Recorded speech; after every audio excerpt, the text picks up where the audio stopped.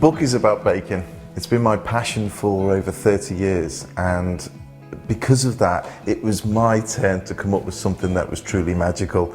And once you've started baking, whether it be a cracker, whether it be a bread, or whether it be a cake, you will have that bug. Once you've started, you won't be able to put it down.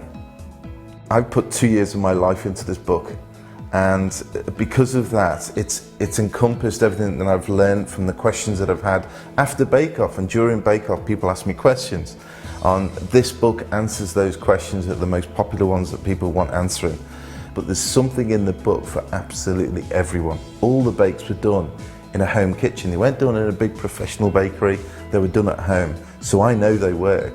And so all the recipes, whether you're starting with a cracker or you're starting with a Victoria sponge. Now my Victoria sponge, cream and raspberry, you can't go wrong, and it's the most simple cake in the world to make. And again, it's not difficult, but I'm there, I'll hold a hand, the book will be there, and I'll take you through each stage to achieve your perfect bake.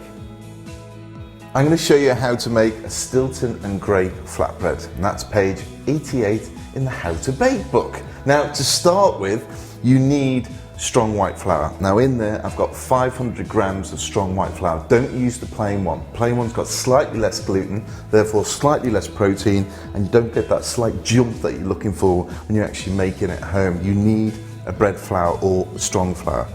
I'm going to add 10 grams of salt to one side, and I'm going to add 10 grams of the instant fast action yeast to the other side.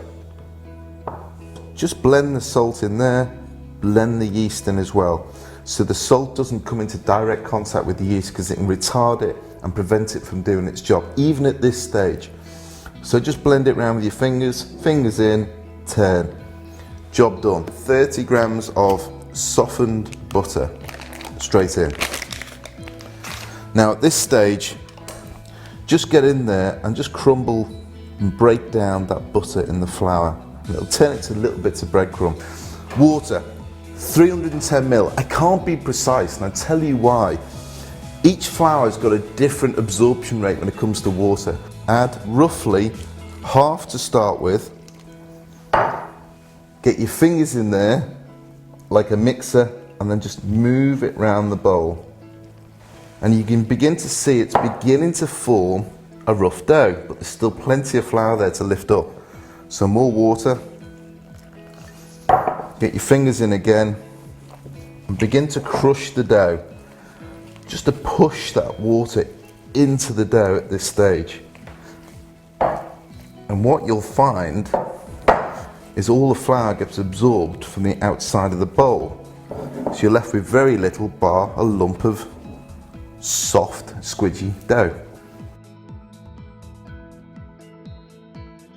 Using the heel of your palm and your fingers, just tap the dough down, fingers over the top, and then roll up.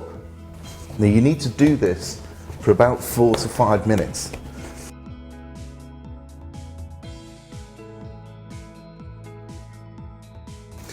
What you're looking for is a smooth, soft, elastic dough. That can go back in the bowl. That needs to rest for a good 10 minutes, half an hour, just so it starts to move and get a bit of life in there. So the best thing to do is just leave it, get a tea towel, cover it up, forget about it. Okay, dough's got a bit of life in it now, a bit of air. All I'm going to do is just divide it up into some small little balls. You should get about 12 from this one. Just make a little indentation in the middle. Get some Stilton. Just chop up some of the Stilton. You need a good 250 grams of this stuff.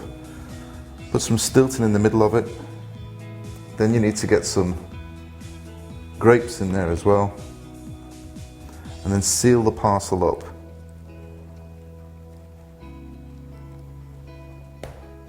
Get a rolling pin and gently from the middle roll out, the middle down, flip it over, do exactly the same thing. Looking sort of rough pancake size, quite a thin bit of dough. Now you've rolled it out, you need to heat up your frying pan.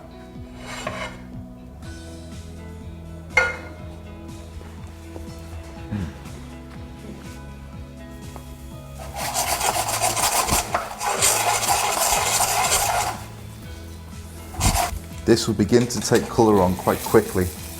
Don't worry about it, just leave it alone. It normally takes about 2-3 minutes. Flip it over. Put a bit of pressure on it.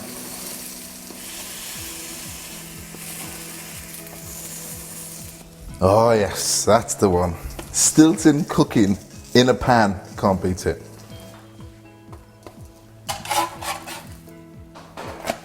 And there we have it, a Stilton and grape flatbread. How simple is that?